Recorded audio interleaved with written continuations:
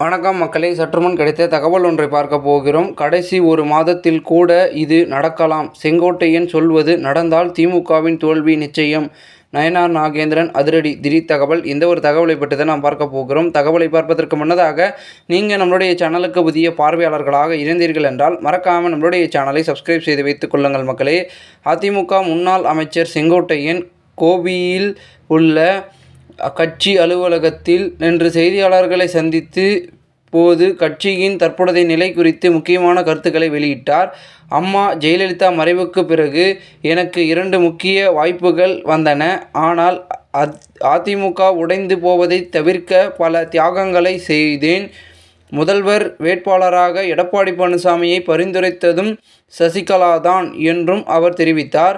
மேலும் அதிமுகவில் இருந்து விலகியவர்களை மீண்டும் கட்சியில் சேர்க்க வேண்டும். இது தொண்டர்களின் உணர்வை பிரதிபலிக்கிறது. அவர்களை 10 நாட்களுக்குள் ஒன்றிணைக்க வேண்டும். இல்லையெனில் நாங்களே இந்த முயற்சியை எடுத்து செயலில் இறங்குவோம். வெளியில் சென்றவர்களை திரும்ப அழைத்தால்தான் நாம் வெற்றியை உறுதியாக்க முடியும் என்பது எம்ஜிஆர் கூறிய பாடம் என அவர் வலியுறுத்தினார். இந்த நிலையில் பாஜக தலைவரும் சட்டமன்ற உறுப்பினருமான நயனார் நாகேந்திரன் இது குறித்து கருத்து தெரிவித்து கூறியிருக்கிறார். அதாவது, அதிமுகவின் ஒருங்கிணைப்பு முயற்சி நல்ல முயற்சி. செங்கோட்டையனின் இந்த முயற்சிக்கு தேவையான பட்சத்தில் நாங்கள் பேச தயார். அனைவரும் ஒரு அணியாக இணைவது நிச்சயம். அரசியலில் எதுவும் நிரந்தரம் இல்லை. கடைசி ஒரு மாதத்துக்குள் இது சாத்தியமாகலாம்.